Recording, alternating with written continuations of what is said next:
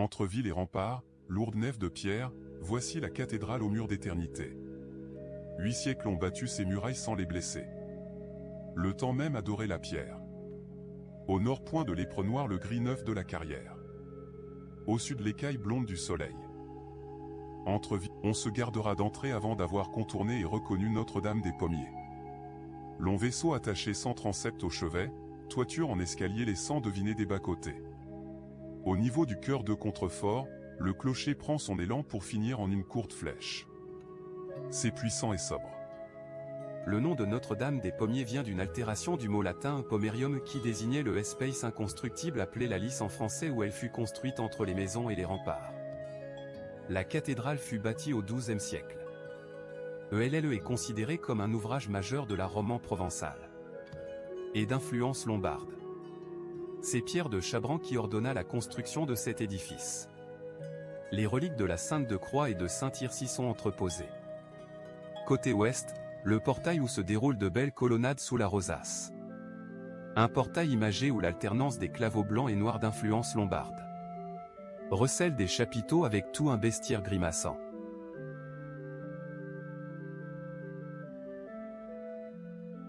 Peu d'églises plus sombres que Notre-Dame des Pommiers et point en Provence romane de plus vaste et de plus noble. Suivons notre guide Sylvain Roustan à la découverte de ce joyau. On s'arrêtera au pied des marches quand l'œil aura fini de percer la nuit pour contempler les 3 nefs déployées. Piliers énormes mais jaillissants, voûtes au cintre brisé que rythment les doubleaux. La cathédrale comporte 4 travées, 5 en comptant celle où s'inscrit le chœur. Si les arcs de décharge des bas-côtes sont en plein cintre, les arcades et le berceau des voûtes sont très légèrement brisés, reflet d'une évolution de l'architecture dans le cours des travaux. Cette évolution est encore plus perceptible dans le décor des chapiteaux. Ceux de la nef sont d'une simplicité primitive, ou empreints de maladresse. Tout au contraire, ceux recevant les doubleaux des voûtes s'ornementent de figures géométriques, de crochets et de masques d'une belle venue. L'aiguille du tâcheron s'efface devant le ciseau du sculpteur. Celui-ci atteindra sa pleine maîtrise quand il imagera le portail. Du XVe siècle, dans le bas-côté sud, plutôt dans le collatéral nord, on adjoignit des chapelles qui ont élargi l'édifice et en ont un peu altéré l'ordonnance. Le sol de la cathédrale est pavé de carreaux en terre cuite inscrits dans un quadrillage de bandes de pierre courant d'un pilier à l'autre. Ce dallage est rare et singulier. 12 caveaux s'y ouvrent, inégalement répartis dans les travées. De lourdes dalles, munis d'anneaux les signalent. En accédant à chacun d'eux, par un escalier voûté et étroit d'une dizaine de marches. À droite étaient inhumés les clercs, à gauche les laïcs.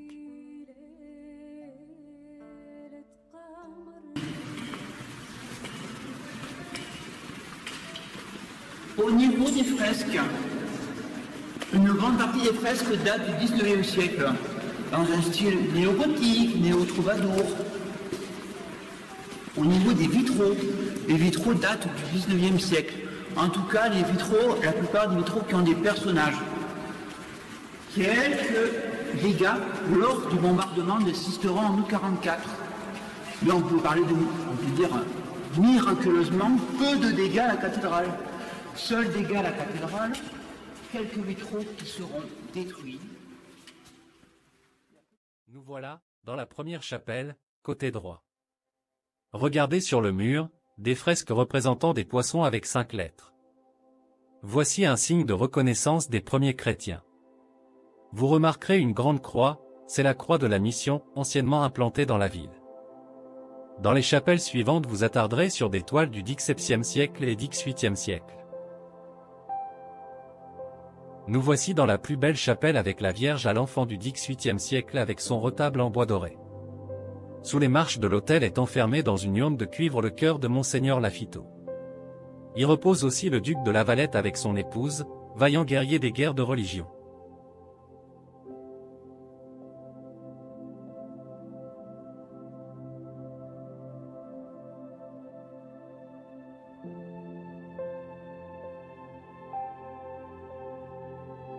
Dans le cul du four, on distingue d'énormes coquilles de style baroque du XVIIe siècle.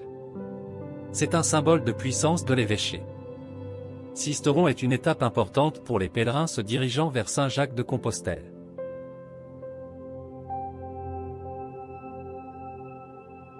danse la chapelle Saint-Sébastien. 3 tableaux nous attendent.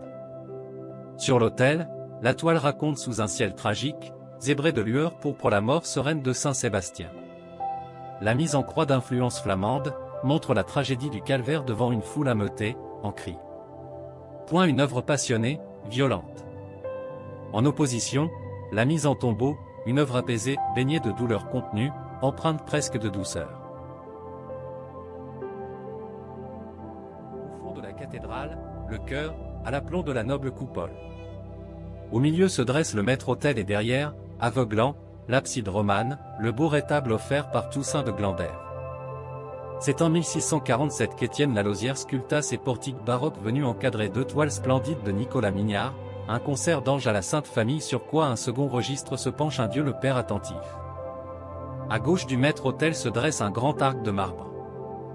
Au fronton, 2 angelots soutiennent le blason des Glandèves. Dessous un lourd sarcophage noir, renfermant les cendres de Monseigneur de Glandève de Cugues, sur lequel repose une statue de Glandevée en prière. Fermant le chœur, les stalles de l'ancien chapitre, et à droite, le siège épiscopal.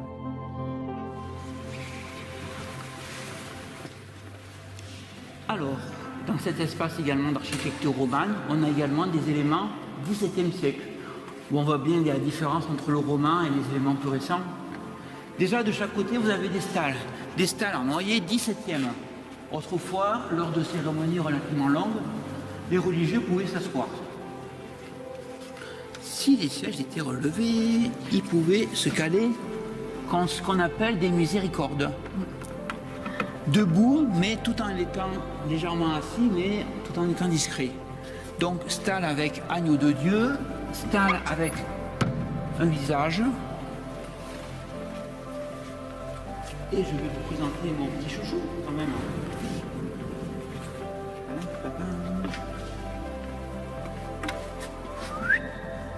Voilà.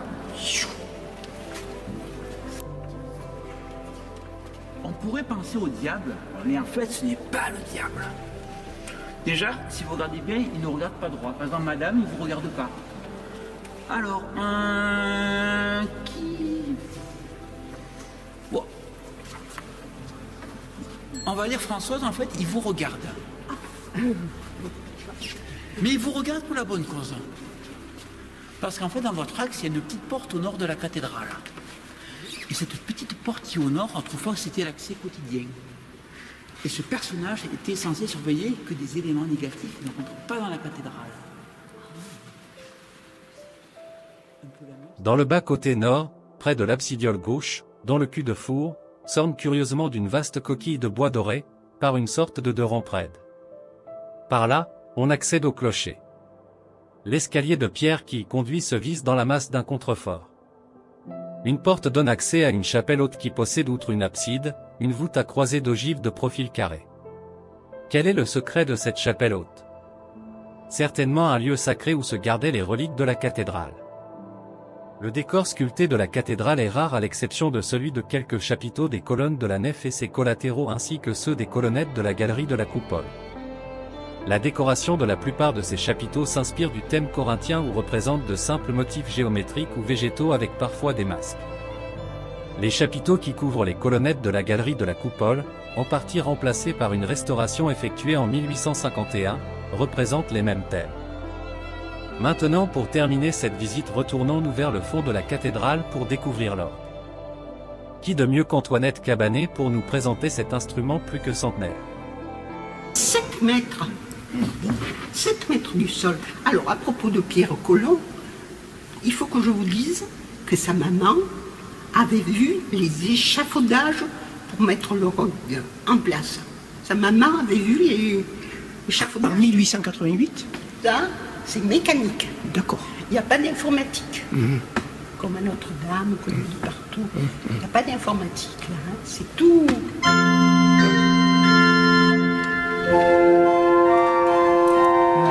Mécanique, hein? Ah ouais. Et le bois, donc... Châtaignier. Châtaignier de Sisteron, quoi, par là, que venu par là. Oh, je sais pas. Parce que les bois, pour faire des orgues, il faut qu'ils restent à sécher plus d'un an. Maintenant, c'est la mairie qui a la charge de l'instrument. D'accord. Alors il vient un technicien. Il vient un facteur d'orgue. C'est un facteur d'orgue. Il vient, il accorde les anches. Les anches, puis tous les 2 ans, il y a un accord général. On accorde les 884 tuyaux. Mais là, normalement, cette fois, il a accordé que les anches. Alors les anches, c'est la trompette, le clairon. Voilà, les anches, c'est ça.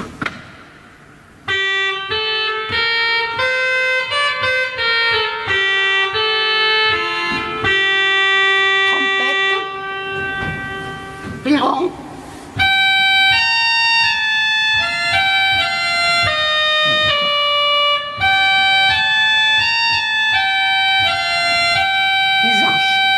C'est le petit, comme dans les hautbois. D'accord. Au bout, il y a 2 petites lames. Il y a 2 petites lames. C'est trompette et clairon. Il faudra accorder. C'est une console retournée. 2 claviers pédaliers.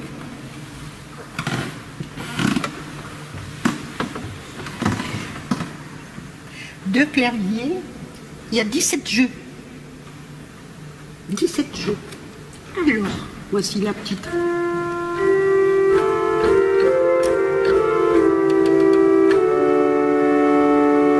Petite flûte, un petit bourdon.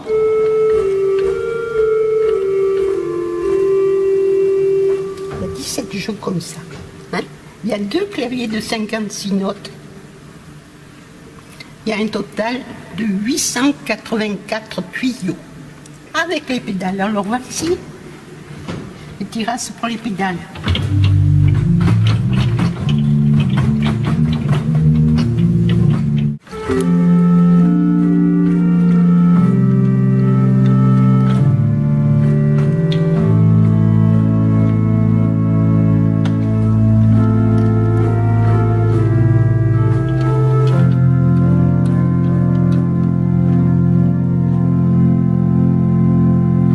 L'inverse.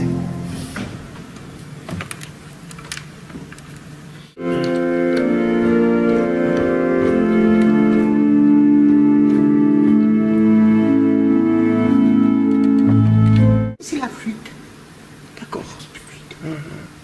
Alors, on parle ici, on a un chiffre, on a un 4 et ici on a un 8. Ça veut dire que cette flûte octaviante, elle est de 4 pieds. Alors le tuyau le plus haut, le plus long, il fait 4 pieds. C'est-à-dire un pied, c'est 33 cm. D'accord. Par 33, ça fait 1,20 m. D'accord. C'est le chiffre que l'on a, c'est la hauteur du tuyau que l'on multiplie par 33. D'accord. Quand vous avez un 8 pieds, vous multipliez par 33 et vous avez la hauteur du... C'est un instrument qui parle. Ça, c'est une petite flûte de 4. Ça, c'est une petite flûte de 8.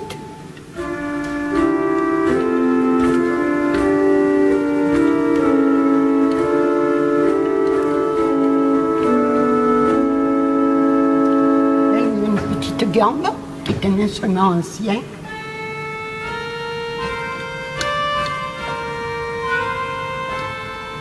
Voilà des jeux individuels, si je les analyse.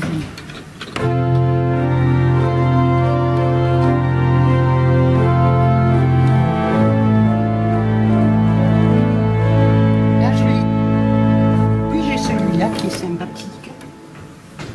Un petit hautbois.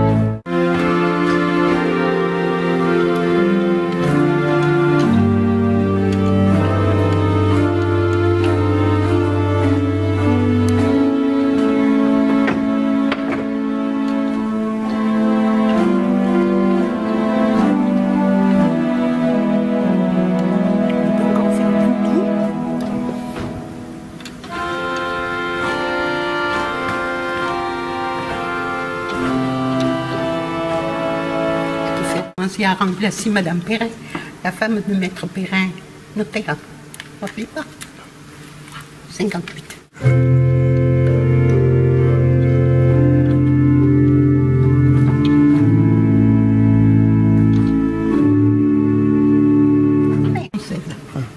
La musique française. Et alors ce sont des partitions avec des pédales. Je vais vous montrer ça une fois qu'on est là. Ils travaillent ça. Voilà. Des pieds. Ce sont des partitions à 3 portées. La partie des pieds, la partie de la main gauche et la partie de la main droite.